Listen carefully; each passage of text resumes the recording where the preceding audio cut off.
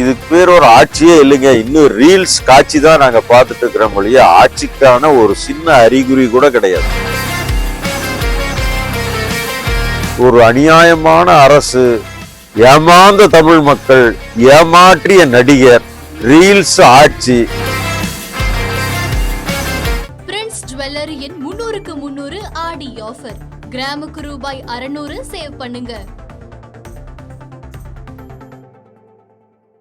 தண்ணீர் திறக்குன்னு சொல்லி ஆணையம் கொடுத்திருக்காங்க. ஆனால் அவங்க தண்ணீர் திறக்க மறுக்கிறாங்க. முதல்வர் விஜய் அவர்களையும் அங்க வரக்கூடாதுங்கிற மாதிரி சொல்லியிருக்காங்க. உங்களுடைய கருத்து நிலைப்பாடு? இல்லைங்க, அவங்க தண்ணி கொடுக்க மாட்டாங்க. ஏன்னு சொன்னா அவங்க தமிழ்நாட்டு மக்கள் மாதிரி ஒரு உச்சநீதிமன்ற தீர்ப்பையோ அல்லது பெரிய அதிகாரிகளுடைய தீர்ப்பையோ உடனடியாக ஏற்று அதை நடைமுறைப்படுத்துவதில் சட்டத்துக்கு கட்டுப்பட்டு நடப்பவர்களாக தமிழர்கள் இருப்பார்கள். ஆனால் கன்னடிகாக்கள் சட்டத்துக்கெல்லாம் அவங்க கட்டுப்பட மாட்டாங்க. ஏற்கனவே அதையெல்லாம் மதிக்கணும்னு எங்களுக்கு அவசியம் இல்லை அப்படின்னு தான் அவங்க சொல்லிக்கிட்டு இருக்காங்க. கூடவே மழை வராதது அவங்க இவ்வளவு நாள் என்ன செஞ்சிருக்கிறாங்கன்னா உதிரி, அதாவது மிகை தண்ணீரை மட்டும்தான் திறந்து விட்டு செஞ்சுக்கிட்டே இருந்தாங்க. அவங்க எப்பவுமே அந்த காவிரி நீர் மேலாணையம் வகுத்த இத்தனை டிஎம்சி தண்ணீர் ஒவ்வொரு ஆண்டும் திறக்கப்பட வேண்டும் என்பதை என்றைக்கும் அவர்கள் ஏற்றுக்கொண்டதே கிடையாது. அப்போ அந்த மிகை நீர் இருந்தா அங்க அந்த அணைகளுக்கு பாதிப்பு ஏற்படும் என்கிற காரணத்தினால்தான் இவ்வளவு நாள் அவங்க தண்ணியை திறந்து விட்டு இருக்காங்க.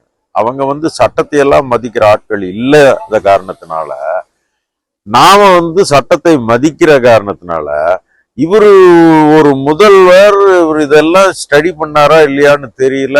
இவர் தானா அங்க தானா போறதும் தப்பு, அவங்க கூப்பிட்டு போறதும் தப்பு, ரெண்டுமே தப்பு. அப்படி இருக்கும் பொழுது நான் ஜெட் பிளைட் வச்சிருக்கிறேன், நாங்க எல்லாம் ஒரு டீமோட போய் பார்த்து பேசிட்டு வந்துருவோம் அப்படி இப்படின்னு சொல்லிக்கிட்டு இருந்தா இது என்ன பொருள்னு நமக்கு புரியல.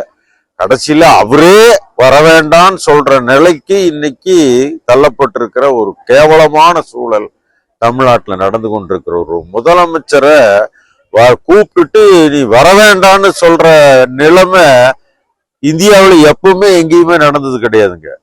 ஏன்னா இவர் அங்க போனா கலவரமே நடக்குங்கிற பீதியை அவர் கிரியேட் பண்றாரு அங்க இருக்கிற டி.கே. சிவகுமார். நான் என்ன கேட்கிறேன், உங்க கட்சியில கூட்டணி ஆட்சியில தான் இருக்கிறது காங்கிரஸ் கட்சி.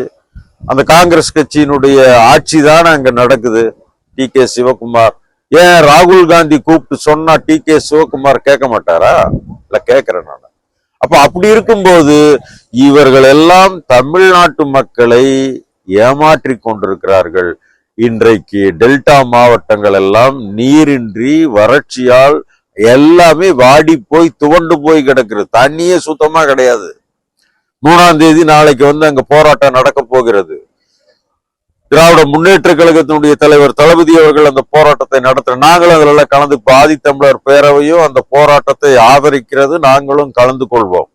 ஆக தமிழ்நாட்டு மக்களினுடைய உணர்வை நிச்சயமாக கர்நாடக மக்கள் புரிந்து கொள்ள மாட்டார்கள். அதை நாம் கண்டுக்காம அவங்க வேலை அவங்க பார்க்க, நம்ம வேலையை நம்ம பார்ப்போம். நம்ம சட்டப்படி என்ன செய்ய வேண்டுமோ அதை நாம் செய்து கொண்டிருக்கலாம். அவ்வளவுதான். இப்ப தாவேக்காவோட ஆட்சி 2 மாதத்துக்கு மேல நடந்திருக்கு, அதை எப்படி பாக்குறீங்க?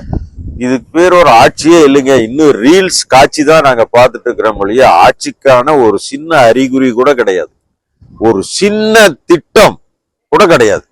இருக்கிற திட்டத்தை பெயர் மாற்றுவதும் திருத்தி அமைப்பதும் இதுதான் நடக்குதே ஒழிய பழைய திட்டத்தை கிண்டல் அடிப்பதும் கேலி பேசுவதும் எல்லாமே நடக்குது. நான் கேட்கிறேங்க, இந்த 60 நாள்ல ஒரே ஒரு புதிய திட்டம் இது தாவேக ஆட்சியினுடைய திட்டம் அவங்களால சொல்ல முடியுமா? கிடையவே கிடையாது.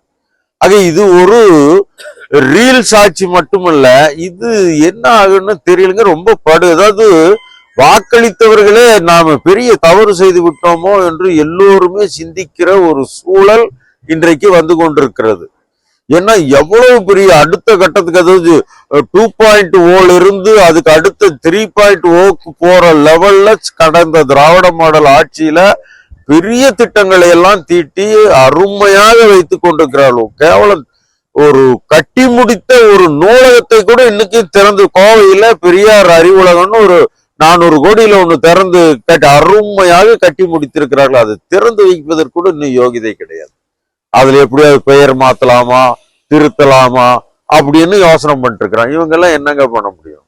இதுல ஒரு அநியாயமான அரசு, ஏமாந்த தமிழ் மக்கள், ஏமாற்றிய நடிகர், ரீல்ஸ் ஆட்சி, எல்லா தலைவர்கள் பேரு வச்சிருக்கிறாங்கல்ல, அதெல்லாம் பொய்.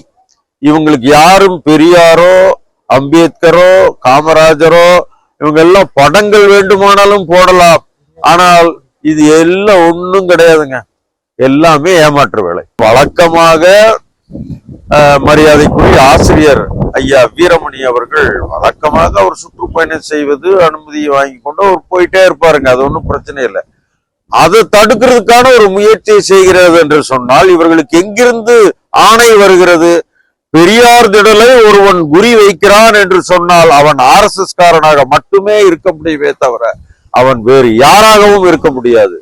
ஆக இந்த ஆட்சி RSS காரர்களுடைய கையிலே ரிமோட் இருந்து, அதை எப்படி இந்த தலைமை செயலாளர் இருக்காரு, அவர் ஒரு பயங்கரமான RSS காரர் தான்.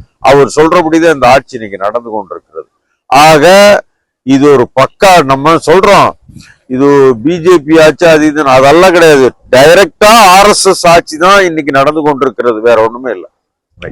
பிரின்ஸ் ஜுவல்லரியின் 300க்கு 300 ஆடி ஆஃபர். கிராமுக்கு ரூபாய் 600 சேவ் பண்ணுங்க.